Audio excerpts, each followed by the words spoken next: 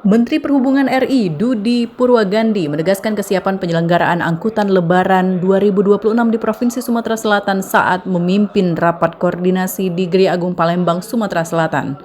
Dalam arahannya, Menhub menekankan pentingnya koordinasi lintas sektor guna memastikan kelancaran arus mudik dan arus balik Idul Fitri 1447 Hijriah. Dudi Purwagandi menyebut persiapan infrastruktur transportasi di Sumsel menunjukkan progres yang menggembirakan. Telah dilakukan perbaikan jalan baik jalan tol maupun jalan nasional, menunjukkan progres signifikan dan ditargetkan selesai sebelum hari puncak arus mudik. Hal itu diharapkan tidak ada lagi jalan berlubang yang dilalui para pemudik. Berdasarkan proyeksi Kementerian Perhubungan, Sumatera Selatan menjadi salah satu provinsi dengan lonjakan pemudik cukup tinggi. Diperkirakan sekitar 3,8 juta orang akan melakukan perjalanan menuju atau melintasi wilayah Sumsel selama periode Lebaran tahun ini. Menhub menilai posisi Sumsel sangat strategis sebagai jalur lintas utama pemudik menuju Jambi, Sumatera Utara hingga Aceh.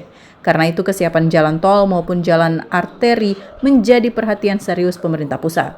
Sekitar 3,8 juta masyarakat yang akan menuju arah Sumatera Selatan khususnya, dan kita juga melihat bahwa Sumatera Selatan sebagai jalur lintasan dari pemudik atau saudara-saudara kita yang akan melakukan mudik menuju arah ke Jambi Utara ya sampai dengan ke Aceh.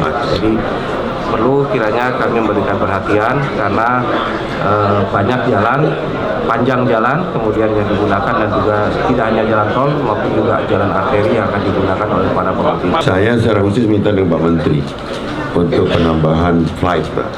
Jadi memang nggak ngadepin Lebaran aja, memang animo masyarakat untuk naik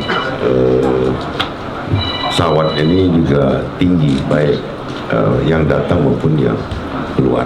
Jadi seluruh jalan nasional ini menghubungkan antar provinsi, juga ada melewati kabupaten, kota 1.500 km di Sumatera Selatan, lebih kurang H-10 itu lubangnya sudah tertutup semua. Itu jaminan dari Kementerian PU tadi.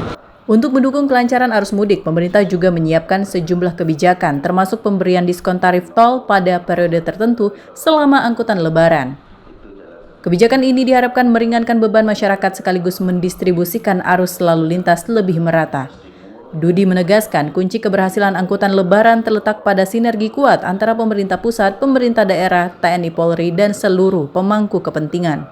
Dari Palembang, Sumatera Selatan, Muhammad Riza Falevi, iNews melaporkan.